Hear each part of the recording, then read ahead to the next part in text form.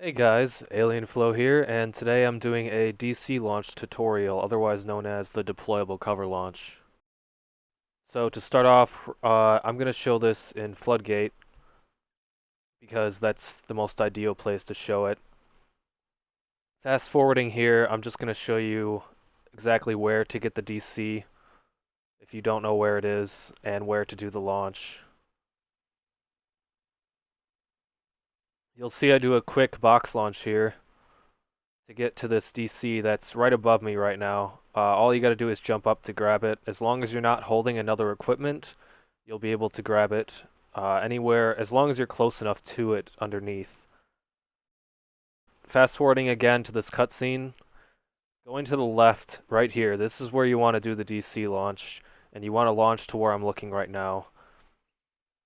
So the classic type of DC launch that most people would try to do is to jump, throw down the DC as they're falling, and then try to walk forward and get launched by the DC. That's very inconsistent, and it doesn't launch you very far. So a little while after the Master Chief Collection came out, I discovered a way to do the DC launch very, very fast and very, very consistently. As you can see here, I launch very quickly. The elastic barrier slows me down enough to land on this section right here without dying. So it's a very consistent DC launch, especially for this section on Floodgate. So I have a couple more examples of this technique that I use, and you'll see on this launch, it launches me a little bit more to the right, and that's what I would consider a decent launch. I have another example here.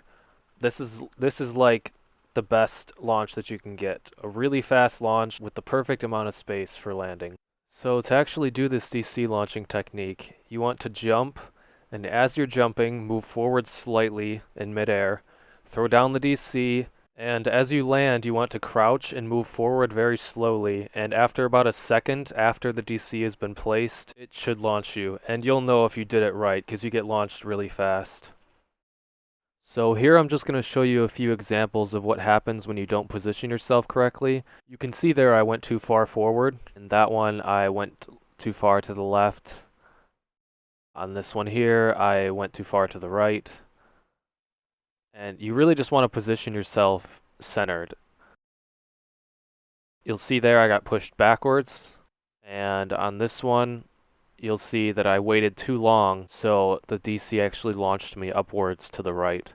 Here I'm just trying to show some examples of doing the DC launch with the BR, and when you're holding a BR and trying to do a DC launch, you throw down the DC a little bit offset to the left compared to using the hammer. So it's a little bit harder to do, but if you center yourself correctly, you'll see here that you can get a launch just as good as with the hammer. Also, since you're not holding the hammer in midair, you can't avoid hitting obstacles in the way. As far as I know, if you fail a DC launch once, you cannot destroy the DC shield and then attempt to try and DC launch off of it again using the same technique that I've been showing in this video. You'll see me try it here a couple of times, and I've never been able to get a launch similar to all of the launches you've seen before this. So if you're trying this technique and you want to get a fast launch, don't do this, because it won't work. Now remember guys, this technique can be used anywhere. This is another section of Floodgate. If you box launch off of that, grab the DC, and then you can do the DC launch right here to launch to the final section of the mission. Now in this clip, I survived the launch. I didn't die from impact, but I landed really high up. Because it launches you at such a high speed and so high up, it's not really viable to use on this section. And usually when you do the launch on this section, you either land at a bad spot or you just die on impact, like you'll see here. Now you can also do this DC launching technique on the Xbox 360 version of Halo 3, but for whatever reason, it doesn't work nearly as well as it does on the Master Chief Collection. When you try to do it on the 360 version, it launches you a lot slower. It still works pretty well, but it's not nearly as fast. So you'll see a bunch of examples here where I fail to launch on this section many, many times. So the best kind of DC launch you can really get on this section on the 360 version is to DC launch a little bit more to the right, which is obviously a lot slower than it is on MCC.